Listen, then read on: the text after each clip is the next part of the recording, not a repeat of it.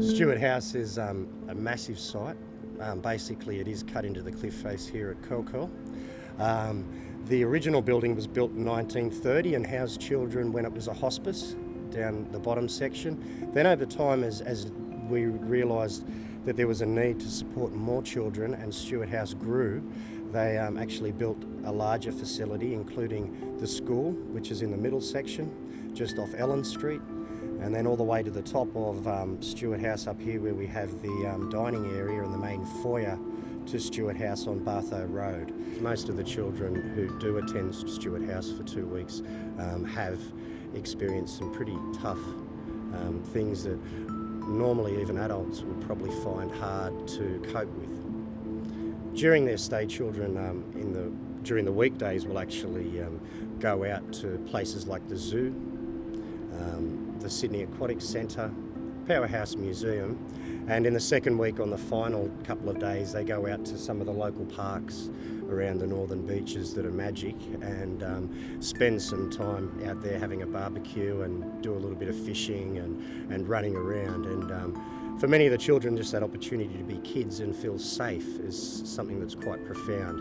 And you can take that sense of safety for granted, but for a young mind, that's just absolutely paramount, that they have that opportunity in their life to have 2 weeks where they feel safe and comfortable and can be themselves. They do a hands activity where they look at their helping hand in life and their dreaming hand, which is basically what we sort of say. So the helping hand is people in life that can look, you can trust and look out for you, and the dreaming hand is basically those aspirations, isn't it? And guess what mine is? What? To be a movie star. Be a movie star. What about you, Flynn? What was your dream in the end? I don't know. To be a vet. To be a vet. That's pretty cool. Hayden, what did you put down for yours? I've joined the Defence Forces. I'll become a cosmonaut. A cosmonaut. A cosmonaut? That is awesome. And yours? What about? Forensic scientist. Forensic scientist. For many, it's the first time that they've found a friend that they can get on so well with, because many of the students come from small schools where there isn't a large pool of possible friends, or they're a bit quirky and have some social issues that are not accepted by a peer group, whereas here they can find somebody like them and they engage often very quickly with each other and with staff. One of the lessons that they do in the junior classes is how to be included by others. Now the blue one shows the type of behaviours that would help for you to be included, like being friendly, being funny, having a smiling face, honest, being helpful. But sometimes people won't include you, and children ask why. And it could be because you might make unkind comments. You might be silly or disrespectful. So in those lessons, the teacher actually goes through that, so then that way children understand the best ways to make and keep friends. Some might have worries they're getting away from pressures at home, pressures at school. They can just be themselves, just chill out and enjoy everything we do, which is outdoor activities, excursions, some curriculum activities, art and craft, social skills, PDH, PE, things that they can achieve at, things they can really get into and enjoy and have a good time with. Over here we have our medical area, which is our sick bay if children aren't feeling very well. We also have our optical area where children get their eyes tested. As a friend, to show for the multifocals.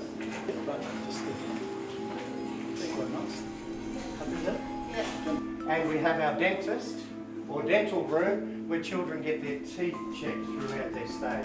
My favourite experience is being here for my second time.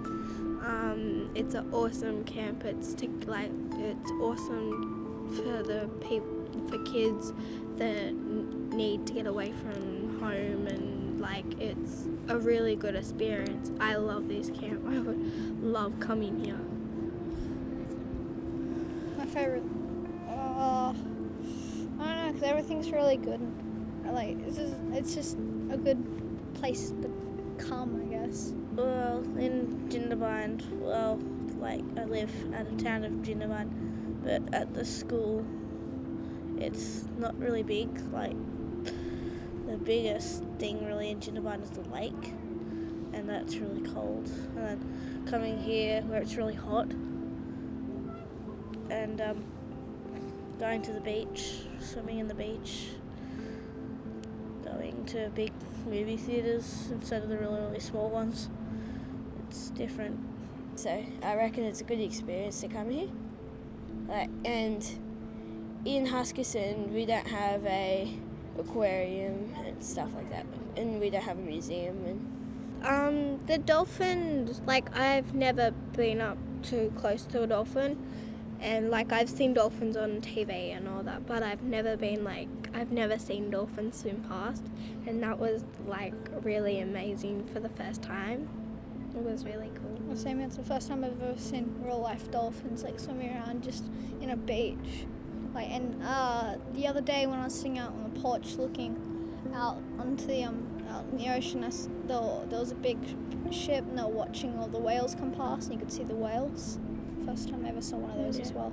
Kids get that opportunity to go out and enjoy the city, because for many of them, particularly country children, the lights and I guess the hum and vibrance of the city they haven't really come across. And I know in speaking with children, some of which might be a little bit homesick or anxious in their stay, that actually going to the city and actually seeing the Harbour Bridge for the first time or the Opera House is something that's just totally amazing for them, and something that we take for granted because we go and see that every day.